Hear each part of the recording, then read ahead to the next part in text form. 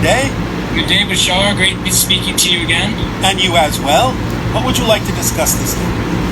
Well, I remember recently you talked about a kind of ET Council board group that was kind of like a go-between between the government and the people at large on a parallel version of Earth. Yeah. I was curious as to if you can give us an example, just to give us kind of the gist of what that council, how they express themselves, an example of maybe like a topic or a theme and how they bring information to the masses. They amplify synchronicity and thus make obvious what the next path is. Okay, and when you say amplify synchronicity, what is their action that amplifies the synchronicity? First and foremost, of course, always acting on their own synchronicity and following their passion as the formula that we've given all of you. But because they have come together with a specific intent in a certain state of being that you might want to call meditative of a sort, they have the intent to focus on the idea of amplifying synchronicity and making synchronicity more obvious for those that they have agreed to serve, which would be your population. So more synchronicity will abound in your reality, making it more obvious for people in general to understand what they need to act on and when and how. I see. And is their main form of service expressed in communicating what's unfolding with humanity and their interactions with extraterrestrials and dispersing that in a way that is digestible to the public? Sometimes, yes. It's not always necessary because following the synchronicity will usually bring you to the same understanding. This is simply a version, an early version of what we experience in our reality because we have said that our society operates on pure synchronism. We're always exactly where we need to be, when we need to be there, interacting with exactly whom we need to interact, doing exactly what we need to do in perfect timing. So this is the idea of the entrainment of allowing your population to experience a similar thing until it becomes automatic within your society. Okay, so this council is more examples of what does it look like to operate in more pure synchronism, and that's their main form of service. Correct. I see. Okay, great. My second question is about collective belief system in regards to social distancing and wearing of masks. Yes. And so is it true, first, just to give this collective belief system, then I'll go to the question, that the belief that we have collectively that wearing a mask and having social distancing is more responsible for the virus not spreading than the physical action itself? Yes. Yes. And since that is a collective belief, is it also accurate to say that even if my beliefs say I don't need social distancing, I don't need a mask, even if that's my individual belief, since the collective belief is what it is, that it might be a path of least resistance to, in a sense, go with that flow rather than to resist it in a way to uphold my personal beliefs? Yes, because for most people on your planet, it's not really immediately evident whether or not you truly believe that you don't agree with the mass consensus. So you're saying that that could be such an unconscious belief. You can consciously think, oh, I don't believe that, but you might not be aware that you're holding on to unconscious beliefs that might still have a little fear or... Correct. Right. Therefore, the path of least resistance would simply be what has been offered to you as a way to ensure that you will experience what you really prefer to experience. That way, it becomes part of a belief system that fits with the idea of what you prefer, rather than resisting the system because you might be unaware of unconscious beliefs that would connect you to the collective consensus belief that without those things, you might actually be in danger.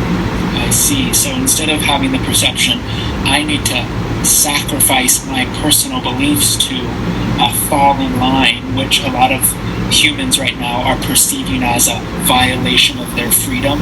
What they're really saying is, it's not that my freedom is being violated, it's that I may not be capable of understanding my deepest unconscious beliefs, and so this is the path of least resistance. I'm still free. Correct. And also remember that many people who express the idea that their freedoms are being violated are not actually recognizing that it's not about them.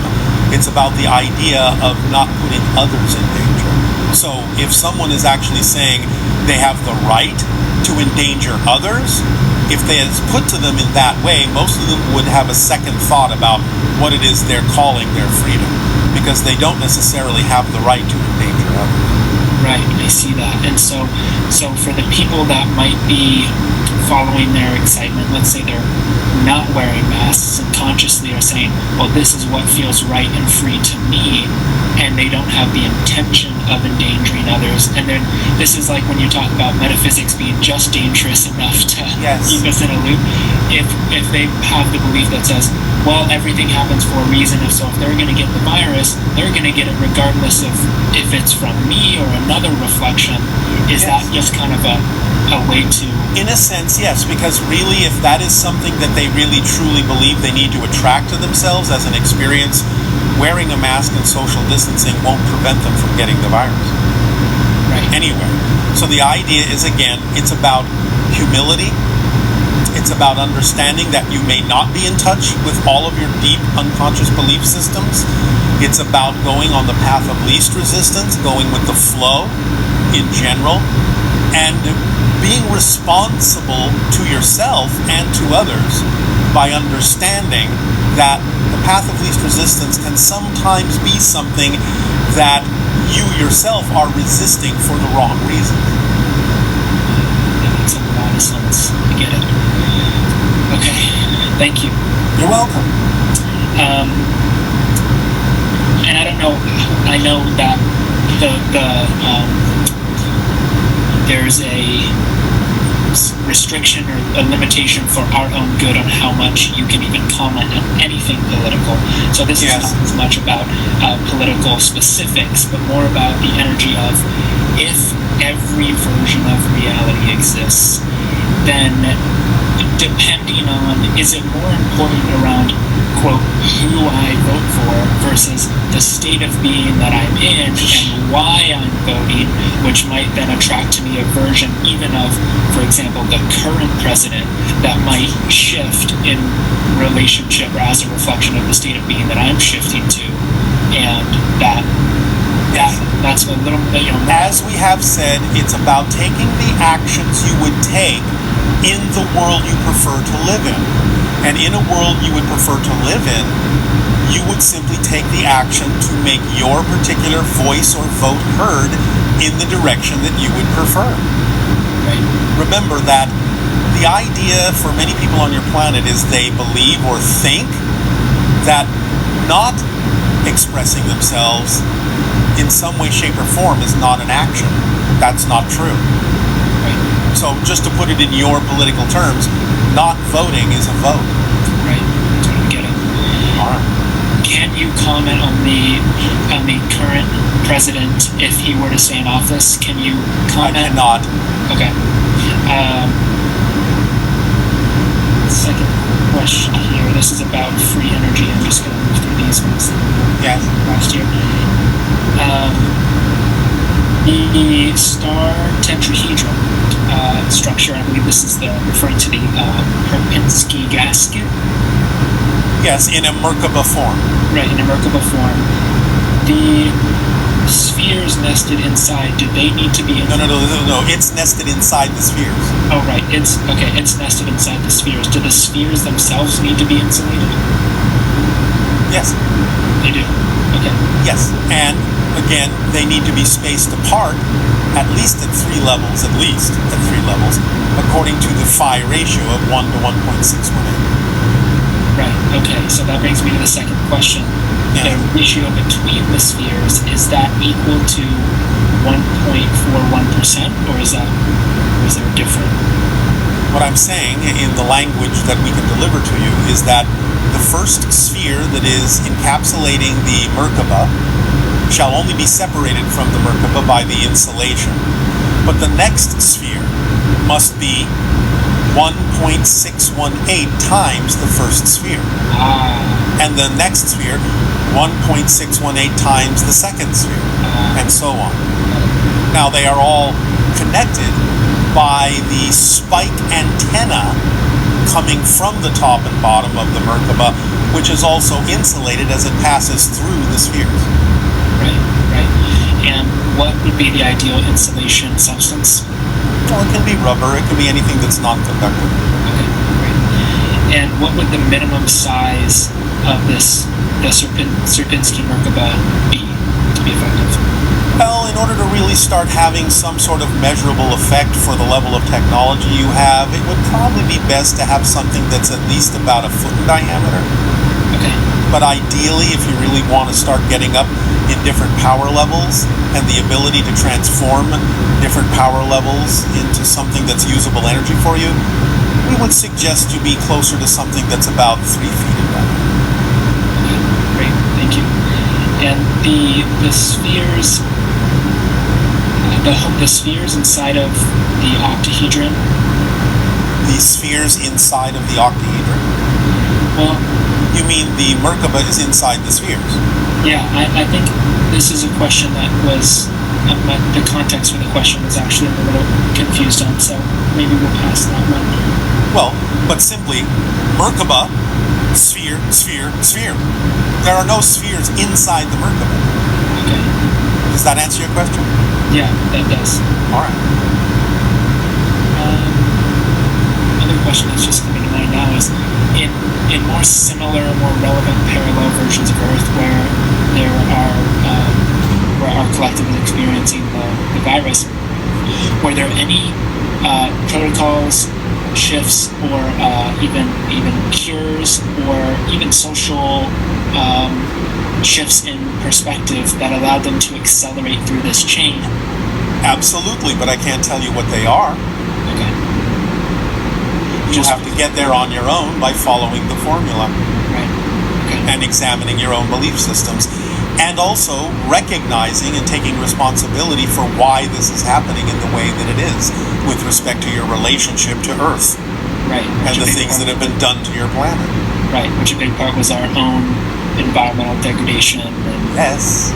Right. So when you have learned those lessons and take them to heart, and start acting in ways that are more representative of the other realities that you prefer, you will shift yourself and navigate yourself in those directions. I see. And just to speak into our connection with nature, your connection as nature. Thank you. That's one of the big things you need to understand. Yeah, thank you. As an extension of nature, yeah. What role will the Sasquatch play in our steps towards making contact with extraterrestrials? Most likely when there is the landing of the hybrids and the interaction of the hybrids that begins with humans, and the revelation that there are also elementals on your planet that you can start interacting with more openly because of the interaction you develop with the hybrids, the Sasquatch will also recognize that as the timing to begin to interact more openly with you as well. So they'll happen pretty simultaneous. Well, relatively speaking, yes. I see. Okay. That doesn't mean in the blink of an eye, but yes. Right. So I had an experience recently here in Bell Rock where I was walking back from Bell Rock and I was in this, it seemed almost like a little bubble reality oasis point. Yeah. And I looked to my right and I saw a hybrid, what I perceived to be a hybrid child emanation, who as soon as I looked over and we made brief eye contact, that emanation disappeared. And I ended up taking a picture of the area, and it was this beautiful, massive rainbow aura. Can you comment on what hybrid child that was for me? Not directly, but obviously one you have a connection to. Right, and it seems like that's part of perhaps the protocol of making contact. Is like, here's a little teaser, I'll blip in and blip out of your reality. And see if you perceive it at all. Yes. See if you perceive it at all. Nice. How close are you to perceiving it? That tells them a lot about how ready you might be for more. I see. So it's kind of like hide and seek. Right, yeah. Their version of it. yeah, it felt really, really playful. All right. Last question is there a permission slip process that you would share around creating any sort of bubble reality or invitation to start creating connections with the Sasquatch? Well, just knowing that there is a bubble reality in which those kinds of interactions can occur and feeling your way through what that actually feels like as a vibration can be a permission slip that can work for you. So use your imagination and imagine an actual encounter and pay attention to what that bubble reality actually feels like. Okay, and then just take that feeling state from that feeling state. And amplify it if you wish. Okay.